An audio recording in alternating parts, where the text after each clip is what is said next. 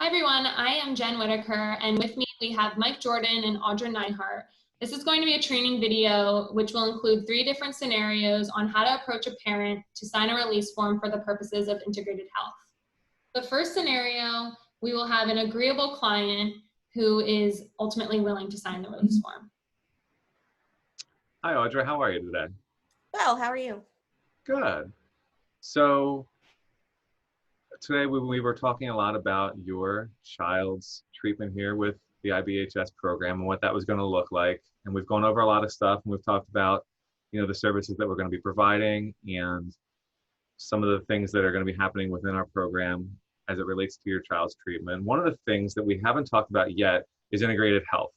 And so with integrated health, the focus is going to be on having collaboration between other services that your child might already be getting provided. So for instance, their primary care physician, or if they have a specialist, or if they have an outside therapist, we would want to get some agreement with you to be able to share some information with those other sources, to be able to coordinate care the best we can, so that not just the mental health and behavioral needs of your child are being met, but also the medical concerns or school-related concerns, because we feel like the best way to address a client's needs isn't just simply by addressing the issue of what they're seeking treatment for, but to treat the whole person in the context of all the things that are happening for them in their life. How does that sound for you? I mean, it makes sense. I'm curious what kind of information you would be sharing. So that's a great question. So the information that would typically be shared is only going to be the information that is related to their treatment. So clinical information, either clinical information that we would be giving to those providers or that we'd be receiving from those providers, that would be related to something that would affect treatment.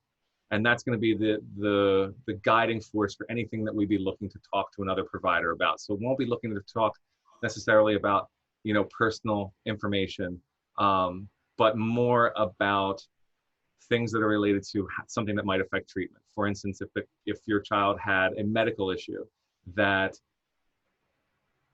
the primary care physician believes is contributing to some of the behavioral, factors that are happening, that might be something that would be relevant that they'd want to share with us, so that we could give them a much more better picture of, so we would have a much better picture of how we would want to work with your child. Does that make sense? Yeah, it does. If I sign consent now, am I allowed to revoke that at any point if I didn't want you to share information with somebody anymore? Absolutely. It's always your decision, and you can give consent and rescind consent at any time. Okay. All right. That sounds good. Awesome. So the second scenario is a more suspicious parent who feels uncomfortable due to a negative past experience with any information being released. With this scenario, we will eventually land at a place where the individual is willing to sign some things and not others, and willing to have a conversation about signing a future release in the future. So Audra, we've talked today a lot about integrated care and what that would look like. And I've talked to you already about sharing some of that information with other outside providers that your child already interacts with. And I'm curious how you're feeling about that. Well, I don't know. What are you going to share? So again, it'll be information related to the clinical treatment of your child. So information that's related to things that might help us to gain a better picture of what's happening for them behaviorally, emotionally. And then also in the reverse, if there are some medical concerns that are springing from the behavior or emotional needs that your child is having, it would allow for, let's say, a primary care physician to have a better understanding of how they would best treat the medical condition that they're looking to treat. What if I only want you to share certain pieces of information, not other pieces of information? So that's a great question, and I totally get that that would be a concern. We're not looking to share everything, personal of yours or of your child's with other people. That's not our goal here. Our goal is to collaborate the best way we can to make sure that all of those needs are being addressed at the same time, and that we're not overlooking anything when we're looking to treat for things that we're treating. We don't want to treat it in a vacuum. So we're looking to make sure that we're treating the whole person. And I believe that, you know, that's a conversation that you'd want to have with the clinician working your case. You know, these are the things I want shared. These are the things I don't want shared, and really making that clear. This consent doesn't mean that you're agreeing to sign everything in the world. It just means that you're agreeing to have that conversation about what are the things you'd like to share and not share. What if somebody shares information that I don't want them to share? Who am I supposed to talk to about that? So you will get in your parent handbook that we give out today, or that you received when you first came in to treatment with us, the contact information of all of the office assistant directors. So that would be your first line. You'd want to talk to the assistant director of the office where your child's being treated.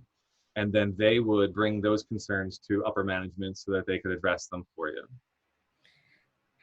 All right. I don't know. I feel like I've had people say they were going to do something and then not do it that way. So I'm a little skeptical that if I say I don't want something shared, that it's not going to be shared. I don't know. I just don't see any reason why you would need to talk to his outpatient therapist and his case manager all the time. Like, I get why you want to talk to school. He's having behaviors there. And I can even sort of understand the whole primary care thing. I just don't know why you need to talk to everybody. It sounds like you've been hurt by this in the past. Is that accurate to say? Well, I've had people share things that I think it wasn't really any of their business to share. And, you know, this is going to be on my kid's record. Like, I don't want this following him his whole life because somebody decided to say something that really wasn't their place to say. I totally understand that. And I would never want you to feel uncomfortable in having to share anything that you didn't want to share. I'm curious what would help you to feel more comfortable in sharing some of that information. Is there anything that we could do as a program that would help you to feel better about signing some releases? I'm okay to sign some of them. I just would like to make sure that the things that are shared are, like, you know, his treatment stuff and not things out of conversations that are held. I think that would be better, and not with every single person, because I think some of them, like, why do they even need to know that? Why does his case manager need to know about his treatment? I don't think that's necessary. And I agree with you. And I would never want that to be something that was happening, you know, and as a program, that's going to be our responsibility to make sure that our people are trained, and we do take that very seriously, to make sure they're trained in a way that doesn't happen, that, you know, that your information isn't going to be just shared, you know, without it really being thought out as far as what is the purpose of this and what is the consideration and why are we doing this.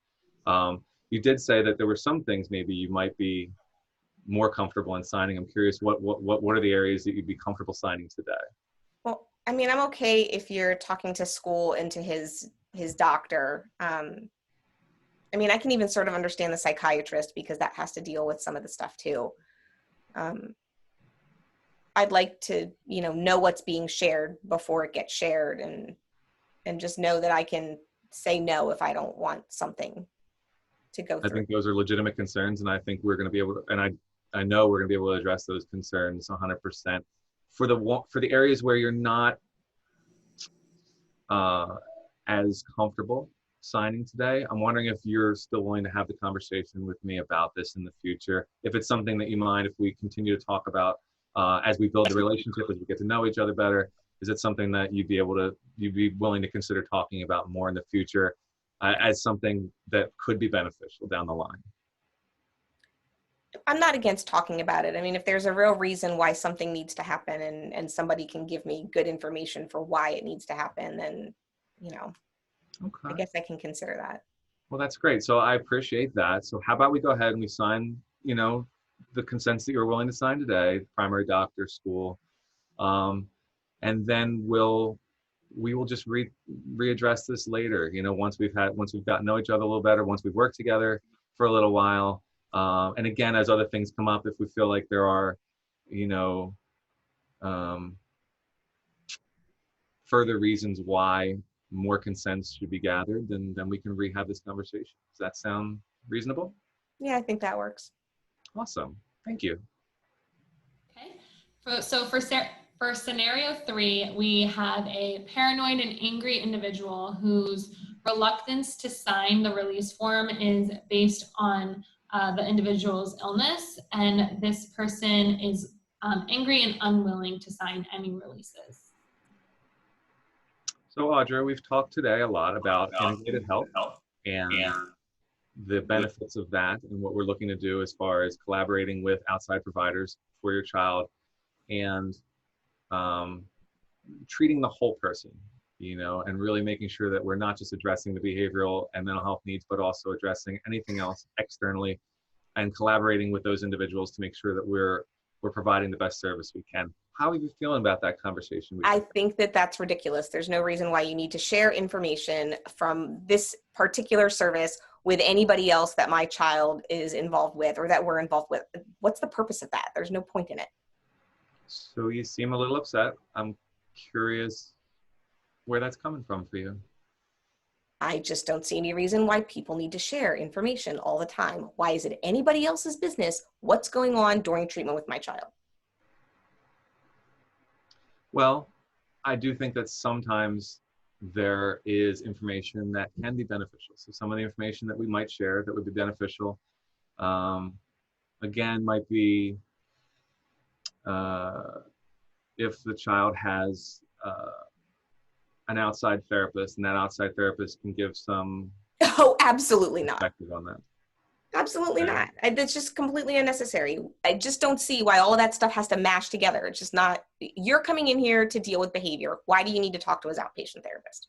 They Yeah. deal with something completely different. You sound really concerned about that. Has something happened in the past that kind of had you land? Why do you need to know about all of that stuff? Why is it necessary for me to share with you things that have happened in the past? All I'm asking you to do is come in here and deal with the behavior. Is this going to be a problem? Do I have to sign all this stuff to get services? Because I can just call somebody else and see if they'll do it instead. It sounds like some of your concern is that we'll share something that you're not comfortable with. I just want to let you know that that would not happen. We're not. I don't believe that. Okay. Is there anything that we could do to help you to feel better about this? I doubt it. I just don't believe that there's any reason for that. But I just need you to come in here and help me know what to do with this behavior. That's it. Why does that have to include everything else? Okay. I hear that this is not something that you are really in a space where you want to consider at this point, and I get that, and I would never want to push that on you. And so I really would just love to leave you with the idea that it is something that we will want to revisit and talk about a little bit more, but it's not something that we'll ever force upon you or that will change your services in any way here. It's just something that we'd love to continue to have that discussion with you about. How often?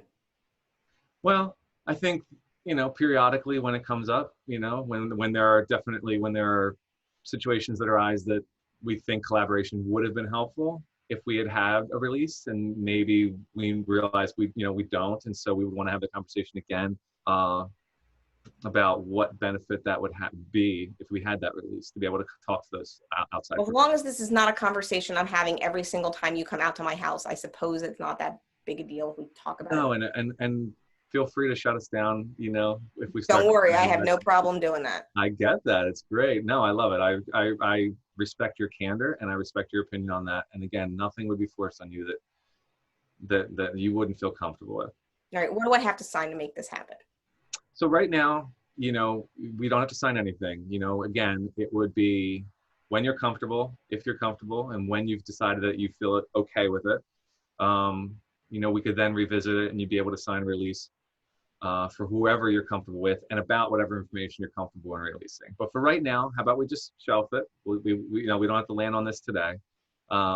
We can just revisit this as we go forward in our progress together. How's that sound? All right, I guess I can live with that. Okay, thank you so much. Great. So those were the 3 scenarios on kind of how to approach a parent with the release form to discuss integrative health. Thank you, guys.